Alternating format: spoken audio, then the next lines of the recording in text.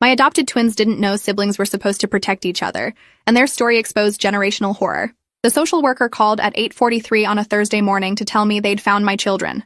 Not children I'd been searching for, but children who'd been searching for someone like me. Twins, she said. 6 years old, brother and sister. They'd been removed from their fourth foster placement in 18 months, and the system was out of options. Behavioral issues, she explained in that careful voice social workers use when they mean something much worse. The boy was violent toward his sister. The girl was completely nonverbal despite having no medical reason for it. They needed someone experienced with severe trauma, someone who wouldn't give up when things got difficult. I'd been certified as a therapeutic foster parent for 3 years, specializing in cases other families rejected.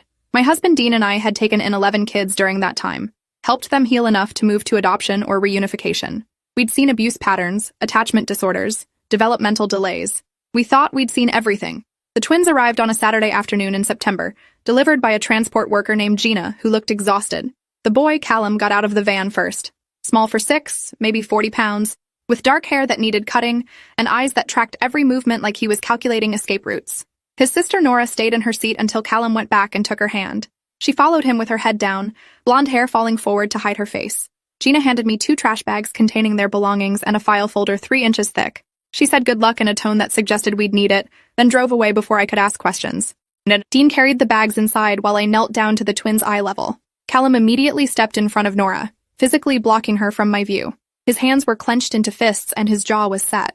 I introduced myself and Dean, explained this was their new home for as long as they needed it. Callum said nothing. Nora made no sound. I showed them to their room, which we'd prepared with 2 beds, thinking siblings would want their own space.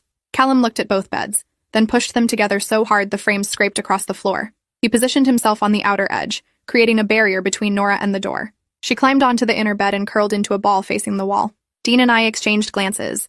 In 3 years of fostering, we'd never seen a 6-year-old arrange defensive sleeping positions like a soldier expecting attack. I suggested they might want to see the rest of the house, the backyard, maybe have a snack. Callum shook his head once. He wasn't leaving that room until he'd assessed every threat, and his sister wasn't leaving without him. We left them alone and went downstairs to read their file. The documentation was horrifying in what it included, and even more horrifying in what it carefully avoided saying directly. Born to a mother with severe addiction issues who'd lost custody when they were 18 months old. First foster home lasted 6 months before they were removed due to the foster father's inappropriate behavior that resulted in criminal charges. Second placement lasted 4 months until the foster mother reported she couldn't handle Callum's aggression toward Nora. Third placement ended after 3 months when neighbors reported hearing screaming and seeing bruises. Fourth placement lasted 5 weeks before the foster parents called emergency services, saying Callum had attacked Nora with a kitchen knife. The report from that incident was paper-clipped to the back. Callum had indeed grabbed a knife, but the foster mother who witnessed it said he'd grabbed it to defend Nora from the foster father, who'd been advancing on her with his belt. The foster father claimed he was just going to discipline her for wetting the bed. Callum had held the knife with both hands, trembling but refusing to move, until police arrived. He was 6 years old. The psychiatric evaluation ordered after the knife incident noted that Callum exhibited extreme hypervigilance and protective behaviors toward his sister that were developmentally inappropriate and obsessive in nature. The evaluator recommended separation to allow both children to develop individual identities and healthier attachment patterns. The recommendation made me physically sick. They wanted to split up 2 traumatized children because the boy's protection of his sister was too intense. That evening, I made spaghetti, which the intake form said they both liked. I brought 2 plates up to their room since they clearly weren't coming downstairs. Callum took both plates, set one next to Nora, and waited. She didn't move or look at the food. He picked up her fork, twirled some spaghetti onto it, and held it near her face. After a long moment, she opened her mouth and let him feed her. He fed her 3 bites, then took 1 bite himself. 3 for her, 1 for him. The pattern continued until her plate was empty and his was 3/4 full. I asked if he was still hungry. He looked at me like I'd asked a stupid question. Of course he was hungry. He was always hungry. But Nora ate first. Nora ate more. That was the rule, and rules kept them alive. I brought him another full plate. He stared at it suspiciously, waiting for the catch. When I just left it and walked away, he ate so fast I worried he'd choke. Over the next few days, we established a routine. The twins stayed in their room most of the time. Callum would emerge for bathroom trips, always checking the hallway first, always positioning himself between Nora and any adults. She stayed behind him like a shadow, never making eye contact, never making sound. Dean tried engaging them with toys, books, and offered to watch cartoons. Callum accepted a deck of cards and spent hours teaching Nora games, his voice low and patient. When she made mistakes, he never corrected her harshly. When she got something right, his whole face would transform for just a second into something that looked like pride before the guarded expression returned. I called their previous caseworker, a woman named Tessa Moreno who'd handled their file for the past year. She was relieved they'd been placed and asked how the violence was manifesting. I told her there was no violence. Callum was protective, yes, intensely so, but I'd seen no aggression except in defense of Nora. Tessa was quiet for a moment, then said every previous placement had reported Callum hitting, pushing, or threatening his sister. The foster parents had photos, statements, documented incidents. She'd been told he was dangerous and needed residential treatment. Asked her to send me those reports. They arrived by email an hour later, and reading them made my blood run cold. Every single incident of violence followed the same pattern. Nora would do something small, spill a drink, drop a toy, fail to respond quickly to an adult. The foster parent would react with anger or punishment. Callum would intervene, physically putting himself between them. In the struggle, he'd sometimes shove Nora out of the way or grab her arm to pull her behind him. The foster parents documented these moments as him attacking her. They photographed bruises he'd caused while yanking her away from danger. They wrote statements describing his rage without mentioning what triggered it. The reports painted a picture of a violent, unstable child. But when I looked closer at the details they'd included, I saw a different story. A story of a 6-year-old boy who'd learned the only way to protect his sister was to make himself the target instead. That night, I heard footsteps on the stairs at 2 a.m. I found Callum in the kitchen, standing on a chair to reach the cabinets. He froze when he saw me, expecting punishment. I asked what he needed. He said nothing for a long moment, then whispered that Nora was thirsty. I got a cup, filled it with water, and handed it to him. He looked at the cup like I'd given him something impossible. I told him he could get water whenever they needed it, day or night. He could get food from the refrigerator if they were hungry. This was their home, and they didn't need permission for basic necessities. He nodded, but didn't believe me. I'd have to prove it through consistency over time. I went back to bed and watched on the baby monitor we'd installed in their room. Callum helped Nora sit up, held the cup while she drank, then tucked her blanket around her before lying back down on the outer edge of their pushed-together beds. His eyes stayed open, watching the door. He didn't sleep. I started documenting everything with detailed notes and photos that showed context. Callum arranging Nora's food, Callum checking the locks on windows, Callum sitting on the floor outside the bathroom while she used it, standing guard. None of it was violence. All of it was protection. I called Tessa back and asked for contact information for the twins' biological family. She said their mother had died of an overdose 8 months ago. No father listed on the birth certificate. No other relatives had come forward. They were alone in the system except for each other. I asked about the mother's parents, and Tessa said the maternal grandmother was listed in the file as having visited once while the twins were in foster care, but the visit had ended badly. The grandmother had screamed at the foster parents and been escorted out by police. She was noted as hostile and unstable, and banned from future contact. Something about that description bothered me. A grandmother who fought to see her grandchildren was labeled hostile. I requested the incident report from that visit. It took 3 days to get approved, but when I finally received it, the details were illuminating. The grandmother, Patricia Rourke, had arrived at the second foster placement to find Nora locked in a closet as punishment for not speaking. She'd demanded they release her immediately. When the foster parents refused, saying it was necessary discipline, Patricia had threatened to call police and child services. The foster parents called police first, claiming she was trespassing and making threats. Patricia was removed, and a note was placed in the file preventing her from unsupervised contact. I found Patricia's phone number in the file and called before I could second-guess myself. She answered on the third ring, her voice wary. I introduced myself as the twins' current foster parent. She immediately asked if they were okay, if they were safe, if anyone was hurting them. The desperation in her voice was real. I told her they were safe. She started crying, those deep sobs that come from months of helpless fear. She said she'd been trying to get custody for 18 months but kept getting denied because of the incident report that labeled her unstable. Her daughter, the twins' mother, had been her baby. She'd watched her spiral into addiction after an abusive relationship, had tried everything to help. When her daughter died, Patricia thought she'd at least be able to save her grandchildren. But the system saw her as part of the problem, another link in a chain of dysfunction. I asked her what she knew about the twins' early childhood. Patricia's voice went flat. She said her daughter's boyfriend, the twins' father, though he'd never acknowledged them, had been an evil man. That was the word she used. Evil. He'd hurt her daughter in ways Patricia only learned about after she'd escaped. By then, the twins were 8 months old and had already learned to be silent. Patricia had only seen them a handful of times before her daughter ran again, too afraid to stay anywhere long. She said the boyfriend had a rule about children. They were meant to be silent and invisible. If the girl made noise or drew attention, the boy was punished. If the boy fought back or protected his sister, the girl was punished. They'd learned to keep each other quiet, to keep each other hidden. Callum had learned that protecting Nora meant absorbing consequences meant for her. Nora had learned that making sound or asking for help meant Callum would suffer. I asked if Patricia would be willing to testify to all of this for the court. She said she'd do anything to get her grandchildren back. That weekend, I decided it was time to test a theory. I told the twins we were going to the park. Callum's immediate response was to push Nora toward their room, trying to hide her. I explained they were both coming, both safe, just going to play outside. He didn't believe me, but he also couldn't refuse without knowing what punishment would follow. At the park, other children were playing on swings and slides, parents watching from benches. Callum positioned himself and Nora near a tree, away from everyone else. He sat with his back to the trunk, Nora tucked against his side. They watched the other kids with an intensity that broke my heart. I sat nearby and waited. After 20 minutes, a soccer ball rolled toward them. A boy about 8 years old ran over to get it, saw the twins, and smiled. He asked if they wanted to play. Callum wrapped both arms around Nora and pulled her closer. The boy, not understanding, kicked the ball gently toward them as an invitation. It stopped a few feet away. Nora's eyes followed the ball with obvious interest, but she didn't move. Callum's grip tightened. The boy picked up his ball and left, confused. Dean came over and sat down. He said very quietly that it was okay if they wanted to play. Nobody would hurt Nora. Nobody would hurt Callum. They were allowed to be children here. Callum looked at him with those two old eyes and said, "You don't know what happens when she plays." The words hung in the air. I asked what happens. Callum said when Nora played, when she laughed or made noise or had fun, bad things happened after. Someone would get angry. Someone would say she was too loud, too happy, taking up too much space, and then the bad things would happen to him while she had to watch. So she learned not to play, and he learned not to let her. The strategy that had kept them alive in their early environment was now preventing them from healing. They were still following rules from a nightmare they'd escaped. Over the next weeks, I worked on showing them those rules no longer applied.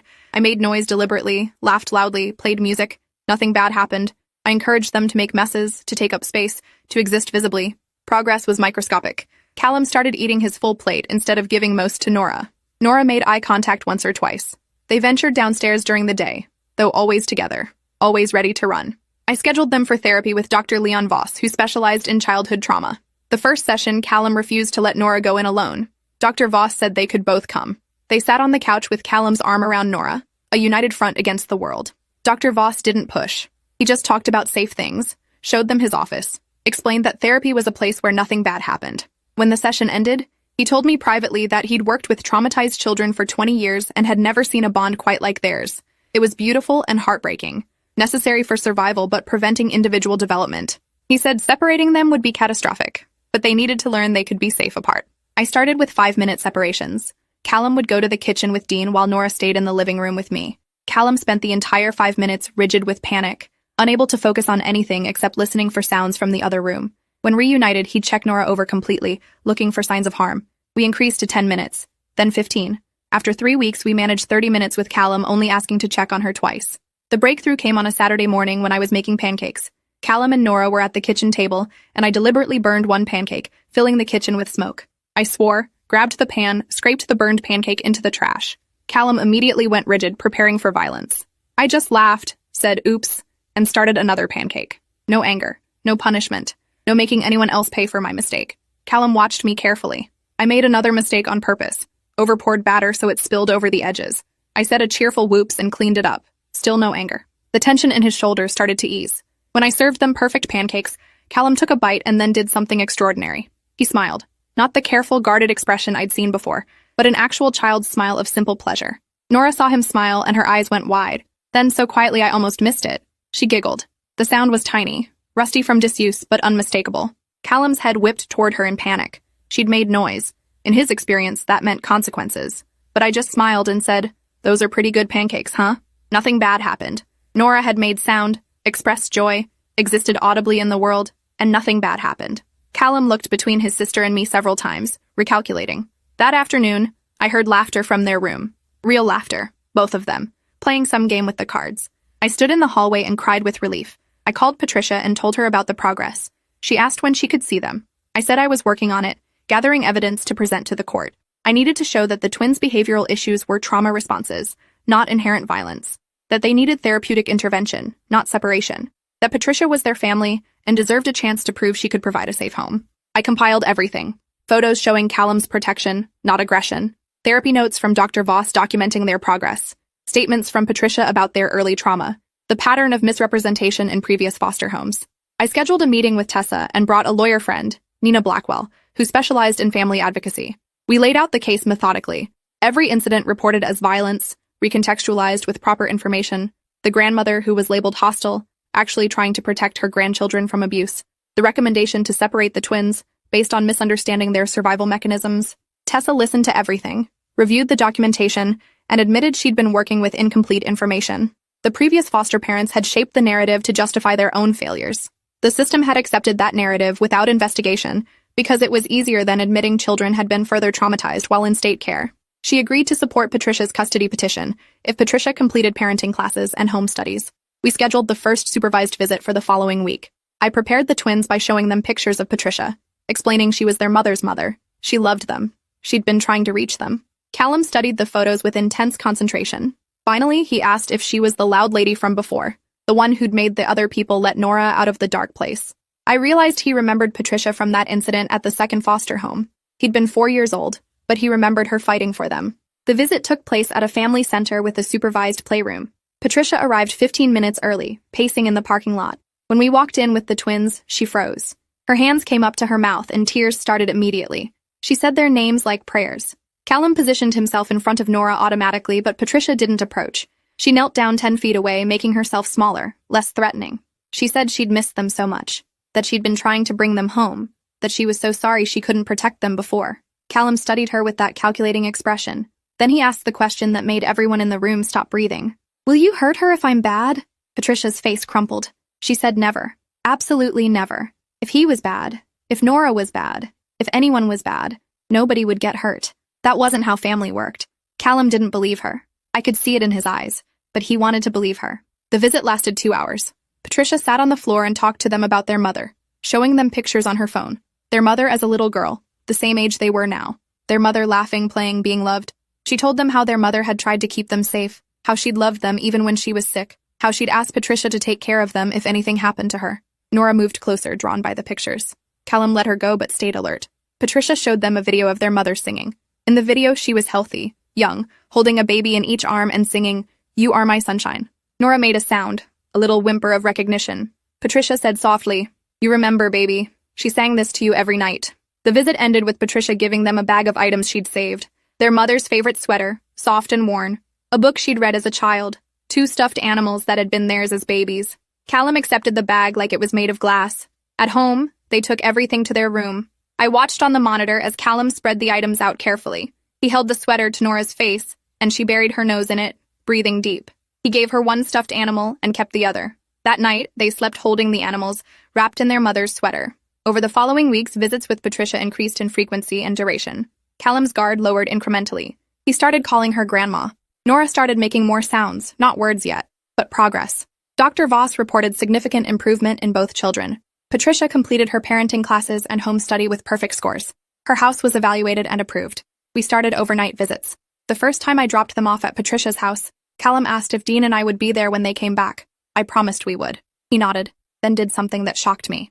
He hugged me. Quick and awkward, but real. 4 months after they'd arrived in trash bags, the court hearing for custody transfer took place. Nina presented our case with devastating efficiency. She walked the judge through every mischaracterized incident, every failure of the system, every trauma inflicted while the children were supposed to be in protective care. She showed videos of the twins playing, laughing, healing. She had Dr. Voss testify about their progress, and his professional opinion that placement with Patricia would be in their best interest. The previous foster parents were subpoenaed. The couple from the 4th placement, who'd called police when Callum grabbed a knife, testified first. Under Nina's questioning, they admitted Callum had been defending his sister. They admitted they'd documented the incident in a way that made him look dangerous, because they didn't want anyone to know they'd been about to beat a 6-year-old with a belt. The couple from the 3rd placement, asked to explain the bruises neighbors had reported, claimed the children were clumsy and injury-prone. Nina presented medical records showing the injuries were consistent with physical punishment, not accidents. The couple from the 2nd placement, the ones who'd locked Nora in a closet, didn't appear. A warrant was issued for their arrest related to the original charges from Patricia's intervention. The system had protected these people, placed more children with them after removing the twins. The judge's expression grew darker with each testimony. Patricia testified last. She spoke about her daughter's struggle with addiction, her own failures in protecting her desperate attempts to reach her grandchildren after her daughter's death. She acknowledged her mistakes, her angry outburst at the 2nd placement that got her labeled hostile. She said she'd do it again. She'd always choose fighting for her grandchildren over being polite to people who were hurting them. The judge asked Callum if he wanted to live with his grandmother. Callum looked at Patricia, then at Nora. He said yes, but only if Nora could come too. They didn't get separated. The judge said they would absolutely stay together. Then he asked Nora if she felt safe with Patricia. Everyone waited. Nora hadn't spoken in anyone's hearing since before she'd entered foster care. We'd heard sounds, giggles, whimpers, but no words. She looked at Callum. He nodded encouragement. She took a breath and in a voice barely above a whisper said, "Grandma is safe." The courtroom went silent. It was the first time most people there had heard her voice. The judge's eyes filled with tears. He cleared his throat and ruled that custody would be granted to Patricia Rourke immediately, with 6 months of supervised transition and ongoing therapy requirements. The children would go home with their grandmother that day. Afterward, Patricia hugged Dean and me, sobbing thank you over and over. I told her the twins did the hard work. They survived. They protected each other when no one else would. They learned to trust again. She shook her head and said we saved them. I said no. We just finally listened to what they'd been trying to tell everyone all along. Callum had never been violent toward his sister. He'd been protecting her the only way a traumatized 6-year-old knew how, and every adult who should have understood had instead pathologized his love. Nora had never been defiant in refusing to speak. She'd been following the rules that had kept her brother safe, and every adult who should have recognized trauma had instead labeled her difficult. The system had failed them repeatedly, but they'd never failed each other. We helped Patricia load their belongings into her car. Not trash bags this time, but proper suitcases we'd bought them, filled with clothes that fit and toys they'd chosen. Callum carried Nora's stuffed animal and his own. At the car, Nora turned back and ran to me. She wrapped her arms around my legs and whispered, "Thank you for teaching Callum." I knelt down and asked what I'd taught him. She said, "That protecting doesn't always mean fighting. Sometimes it means letting someone help." I lost it completely, crying while this little girl patted my shoulder comfortingly. Callum came over and took her hand. He looked at me seriously and said, "You're good people. If we need help again, can we call you?" I gave him my phone number written on a card. I told him I'd always answer. Always. They drove away with Patricia, and Dean and I stood in the driveway watching until the car disappeared. The house felt empty. We'd had them for only 4 months, but they'd changed everything. A week later, I received the full investigation report into the twins' foster care history. The second placement foster parents had been arrested and charged with multiple counts of child abuse. The investigation had uncovered evidence that at least 6 other children placed with them had experienced similar treatment. The third placement couple had their foster license permanently revoked after a pattern of excessive physical punishment was documented. The fourth placement father was under investigation for assault.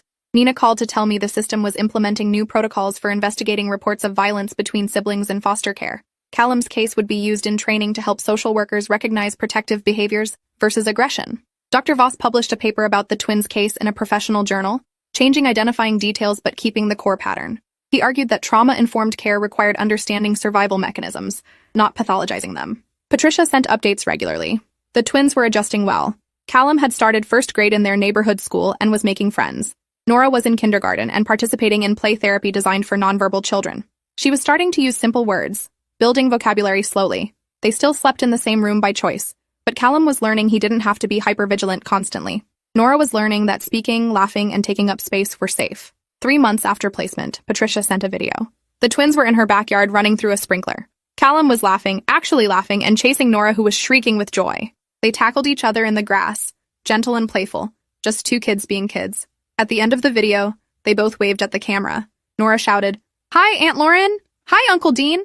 We weren't their aunt and uncle officially, but Patricia had given them permission to adopt us as family anyway. 6 months after placement, Patricia called to invite us to the twins' 7th birthday party. We drove to her house with carefully chosen presents. The party was small, just Patricia, her sister, a few kids from school, and us. The twins ran to greet us when we arrived. Nora hugged me without hesitation. Callum showed me his room, pointing out the bookshelf Dean had built him, now full of books he was reading above grade level. At the party, they played games typical 7-year-olds play, pin the tail on the donkey, musical chairs. When it was time for cake, Patricia brought it out with 7 candles lit. Everyone sang happy birthday. The twins blew out candles together, holding hands. Afterward, Callum pulled me aside. He had that serious expression he got when something important was on his mind. He said he wanted to tell me something he'd never told anyone. I waited. He said when they were really little, before foster care, things were very bad. He didn't remember a lot, but he remembered making a promise to Nora. He'd promised he'd keep her safe no matter what, even when it hurt, even when he was scared. He'd promised they'd stay together. He'd kept that promise, but he'd almost lost her anyway because everyone kept trying to split them up. I told him he'd done an incredible job keeping his promise. He shook his head. He said he'd learned something important. That keeping someone safe doesn't mean doing it alone. That asking for help isn't breaking a promise. That protecting someone can mean letting them be protected by others too. He said I'd taught him that, and Dr. Voss, and Grandma, that there were good people who would help if you let them. I asked what made him trust us. He thought about it and said it was the pancakes. The way I'd made mistakes and just laughed instead of getting angry. The way nothing bad happened when Nora made noise. He said that's when he started to believe maybe the rules had changed. Maybe he could stop fighting alone. The party wound down. Kids left with their parents. Patricia started cleaning up with her sister. Dean was helping the twins build a complex fort out of cardboard boxes Patricia had saved. I watched them play. Watched Callum show Nora how to reinforce the walls. Watched her giggle when he tickled her. Watched them both collapse the fort on purpose and laugh in the rubble. They looked like normal kids. Happy kids. Safe kids. Before we left, Nora asked if we'd come back for Christmas. Patricia seconded the invitation, saying we were family now whether we liked it or not. We promised we'd be there. In the car on the way home, Dean said fostering was supposed to be temporary, but somehow we kept collecting permanent family. I said that's how it worked when you cared about people. They became yours and you became theirs, and it didn't matter what the legal documents said. 2 years later, we attended the twins' adoption finalization hearing. Patricia legally adopted them, giving them her last name, making official what had been true from the moment she'd fought her way past police to get them out of that closet. Callum was 8, confident, doing well academically and socially. Nora was 8, verbal, bright, still quieter than her brother, but no longer silent. In the courtroom, the judge asked if they had anything to say. Callum stood up. He thanked Patricia for never giving up on them. He thanked Dr. Voss for teaching him about feelings. Then he turned to where Dean and I were sitting and thanked us for seeing what no one else had seen. For understanding that protection looks like love when you've never been taught the difference. Nora stood next to him and said in her clear voice that she wanted to thank everyone who believed them when they couldn't use words. Who understood that sometimes kids know how to keep each other safe better than adults do. The judge finalized the adoption. Patricia cried. Her sister cried. Dean and I cried. The twins hugged everyone and we took pictures on the courthouse steps. That evening, we all had dinner at Patricia's house. The twins showed us their latest school projects, their artwork, their report cards full of good grades and teacher comments about how helpful and kind they were. After dinner, while Patricia and her sister cleaned the kitchen, the twins asked if we'd come upstairs to see something. In their room, still sharing despite having a whole house with extra bedrooms, they'd made a poster board. At the top, it said, "Our family," in marker, decorated with stickers. They'd glued photos in a complicated web of connections. Their mother in the center, young and healthy in the pictures Patricia had shown them. Lines connecting her to the twins. Lines connecting the twins to Patricia. Lines connecting them to Patricia's sister. And lines connecting them to Dean and me, labeled Aunt Lauren and Uncle Dean who saved us. Callum explained the poster was for a school project about family trees, but his teacher said family could be whoever loved you, not just blood relatives. So they'd made a family web instead of a tree, showing all the people who were connected to them through love and protection. I looked at that poster and felt the weight of what we'd done, what Patricia had done, what the twins themselves had done. We'd broken a generational cycle of trauma. We'd refused to let the system's failures define these children's futures. We'd listened when they told us, in 100 nonverbal ways, what they needed. Patricia came upstairs and saw us looking at the poster. She put her arms around both twins and said, "This is what healing looks like. Not forgetting the past, but building something beautiful anyway." We stayed until late, playing board games and watching movies. The twins curled up between their grandmother and us on the couch. When we finally left, they stood in the doorway waving, backlit by warm yellow light from the house. They looked so different from the terrified children who'd arrived in trash bags with their trauma mischaracterized as violence. They'd learned that siblings could protect each other without it being the only thing that defined them. That safety could come from adults, not just each other. That asking for help was strength, not weakness. That speaking their truth mattered even when others tried to silence them. The system had failed them repeatedly, labeling their survival mechanisms as pathology, their love as dysfunction, their trauma responses as behavioral problems. But they'd survived anyway, held each other through it all, and come out the other side with their bond stronger but healthier. Now they were just kids. Kids who'd been through hell and learned to trust heaven existed too.